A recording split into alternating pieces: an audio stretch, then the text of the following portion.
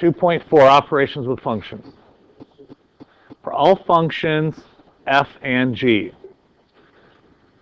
if we're talking about the sum, f plus g of x is just f of x plus g of x. I'm going to make up an example. F of x is equal to 2x plus 7. G of x is 5x minus 2. If I want to know what f plus g of x is, all you're going to do is take and add the two functions together. So f of x plus g of x, I'm going to add these two. 2x plus 7 plus 5x minus 2. What do I get as an answer when I add them together? What's 2x and 5x? 7x. And what's 7 and negative 2? 5. F plus g of x is 7x plus 5. You combine the two functions. It's also the same thing for subtraction. Subtraction, I can take f minus g of x equals f of x minus g of x. If we're to do the subtraction, we just put subtraction in the middle, and we would just subtract. Let me put the product back up. If I were to subtract my functions, I just make it subtraction. What's 2x minus 5x? Negative 3x. What's 7 minus negative 2? 9. So if I subtracted, I found the difference of the two functions, that's what you'd get. If we're multiplying, we just have f times g of x is equal to f of x times g of x. And the same thing for the quotient. For f divided by g of x, it's f of x divided by g of x. As long as g of x is not 0. Why does it matter about g not equal to 0? Why do I have to have that?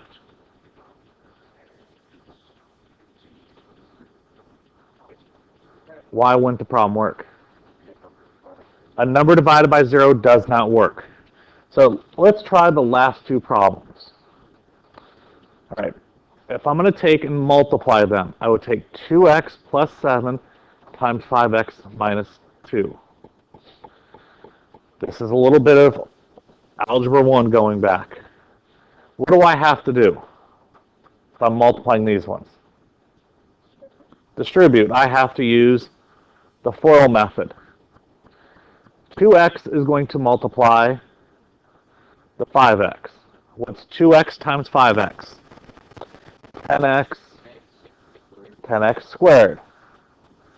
What's 2x times negative 2? Negative 4x. Done with the 2x.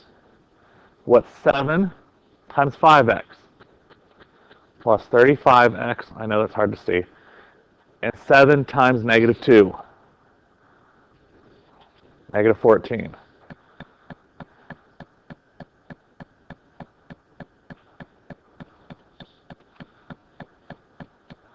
Now what I do is I combine like terms. The middle piece. 10x squared. What's negative 4x and 35x? 31x minus 14. And that's your answer. That's for the product. Now, for the quotient, for dividing, you need this up here.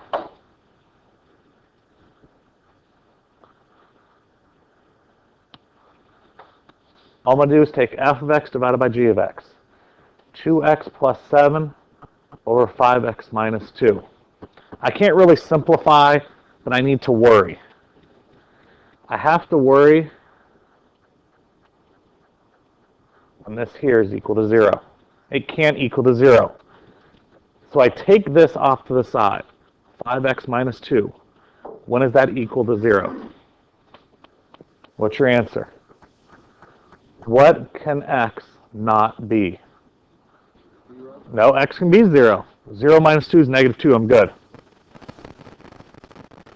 When will this bottom be 0? What do I have to do? I need to add over 2. 0 plus 2 is 2.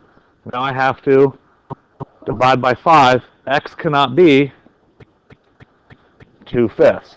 If x is 2/5, that whole bottom is 0. 5 times 2/5 is 2.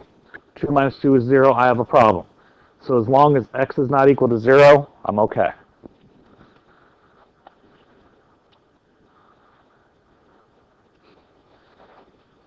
We're going to let f of x equals 5x squared minus 2x plus 3. And g of x equals 4x squared plus 7x minus 5. I want to see if you can find f plus g of x and f minus g of x. So the first one, f plus g. I take f, 5x squared minus 2x plus 3, and I add it to g, 4x squared plus 7x minus 5. And all I'm going to do is add like terms. What's 5x squared and 4x squared? 9x squared. Remember that.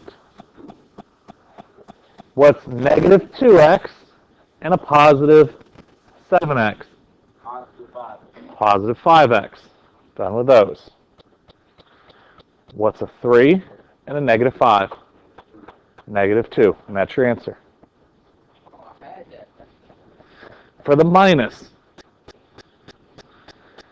it's going to be the exact same thing except for minus in the middle. 5x squared minus 2x plus 3 minus 4x squared plus 7x minus 5. There is one thing that I do to make the problem a lot easier to deal with. What's going to happen is when you guys go to do these problems, you're going to take 5x squared minus 4x squared. But then you're going to accidentally go, what's negative 2x squared and a 7x? I change this to a positive. What happens if I change this to a positive? All the signs are going to change. This becomes a negative, this becomes a negative, this becomes positive. By distributing that negative, it makes the problem a lot easier to deal with. Because what's a 5x squared and a negative 4x squared? Because it was a negative to begin with. It was a negative right there. A negative and a negative makes a positive. That's why that became a positive 5. 5x squared minus 4x squared. 1x squared. What's a negative 2x and a negative 7x? Negative 9x. See, by me distributing that negative, I don't have to think about that middle sign. It's already there for me. And then my numbers. What's 3 plus 5? 8. That's your answer. Questions on f plus g or f minus g?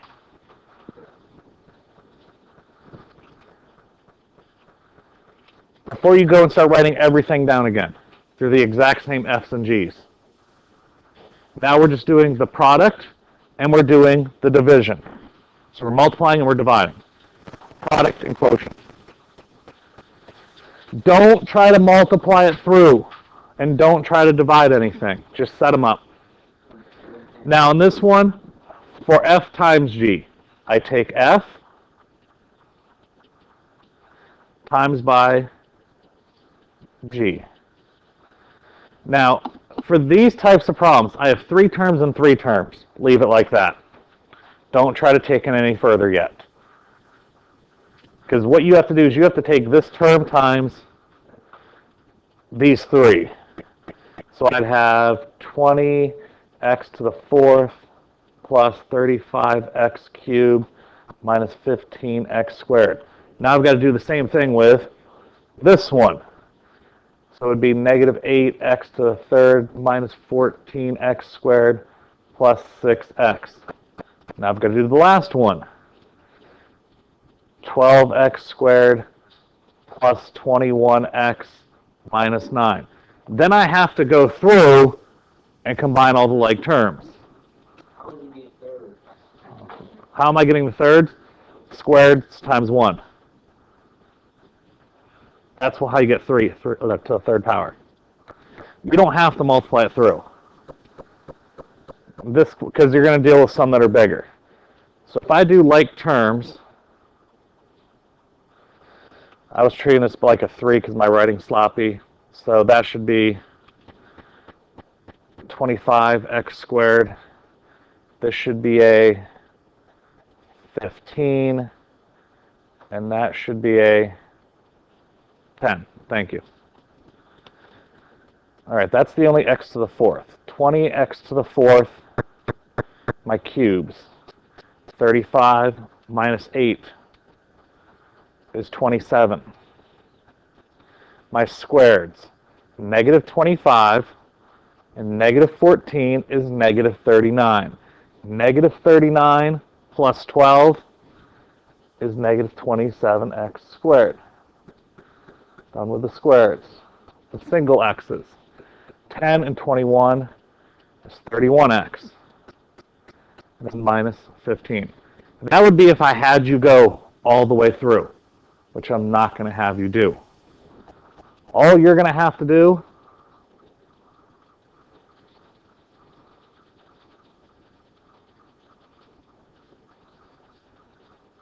is this. And that's it. For the dividing, 5x squared. Hold on. So that's the answer? You can leave it like that right now. Later on in the year, I'm going to have you do it through more. For this chapter, leave them like that. But if it was this problem, I want you to do it. If it's a 2 and a 2, or a 2 and a 1, you can do it. But if it's a 3 and a 3, a 5 and a 3, just leave them like that. For the dividing, 5x squared minus 2x plus 3 all over 4x squared plus 7x minus 5. Now, just because this problem, I have to find out when this whole bottom is 0. We're not ready for that yet. This is like 4 chapters in advance. Just leave it as is. And all you have to do is just say 4x squared plus 7x minus 5 is not equal to 0. I'm not going to have you solve it. But again, if it was what we had on the last problem, my example, where it was 5x minus 2 is on the bottom, those ones you solve. Questions? Composition of functions.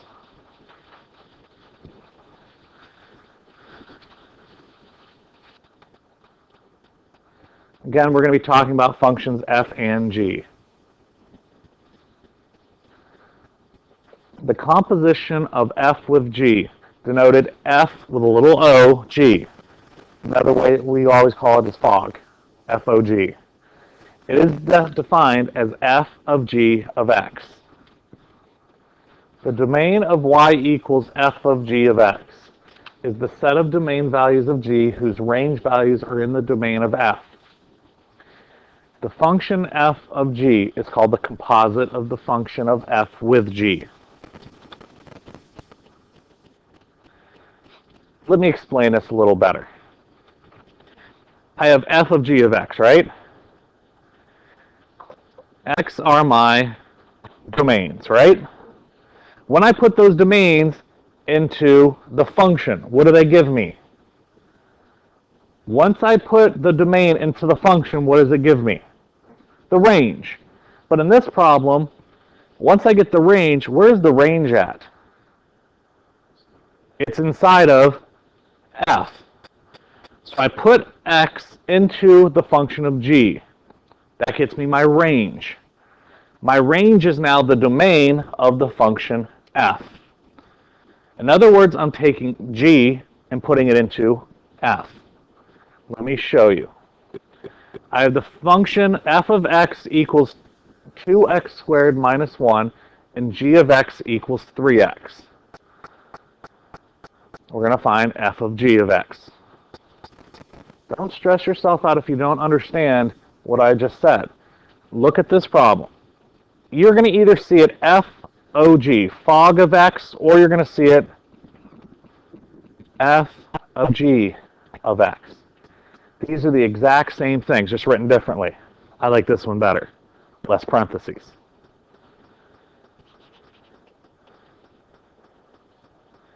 That's g of x, right? G of x has to go into f. I'm going to take g of f, and I'm going to replace it into f. Where do you think I replace it in at? Where there's a x. This becomes the domain for this. So f of g of x, I'm going to take g and put it in. Everywhere in f, I see an x. 2 times, oh, there's an x, so I put 3x squared minus 1. I took the entire function of g and put it into f. Everywhere I saw an x. Now I'm going to simplify. 2 times, what is 3x squared?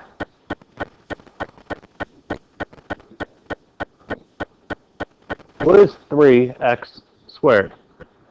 9x squared. Now what's 2 times 9x squared? 2 times 9x squared. 18x squared. Minus 1. So f of g of x is 18x squared minus 1.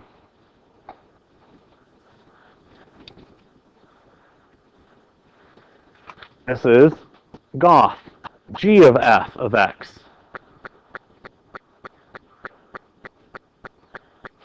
And this one, what am I putting into the other? I'm putting f into g. So you always work backwards. I take f of x and I put it into g. So now I'm going to take f of x and I'm going to put it into g right here. So what am I going to have? How do I write it?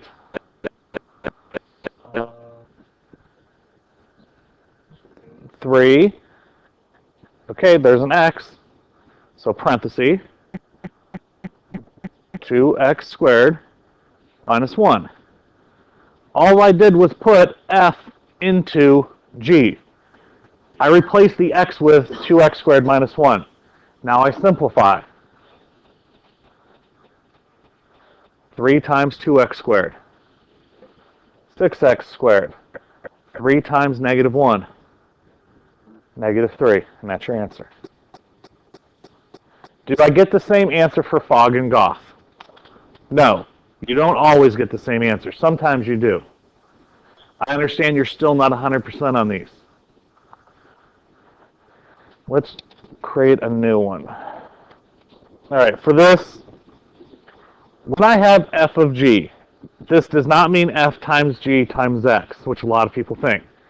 I'm going to take g of x and put it into f. So I take this right here and replace it into this function. So it's 2 times x squared minus 5 minus 3. When I distribute, 2x squared minus 10 minus 3, which is 2x squared minus 13. That is your answer. If we were to do Goff, what am I putting into the other? I'm taking the f and I'm going to put it into g. For Goff, I'm going to take f and put it into g. So I have x squared means 2x minus 3 squared minus 5. And I will let you leave it like this. Questions on this? Here's a little tiny application of this. How many of you have went shopping and had like a 30% off coupon? And then you had another coupon or another sale that was another like 10% off. You're using one function, the 30% off coupon. Once you get that price, you take 10% off into the other function. That's what this is. You're combining the two functions. Too many people think if I have a 50% off coupon and a 50% off coupon, how much do I pay? A lot of people think it's 100% off. No. You take 50% off, so if it was $100, how much do I spend? 50. Then I take that 50% or $50 and put it into the other function. What's 50% of $50? $25. You're taking half of half. You're putting the one function into the other. Does that sort of give you a different understanding of what these are?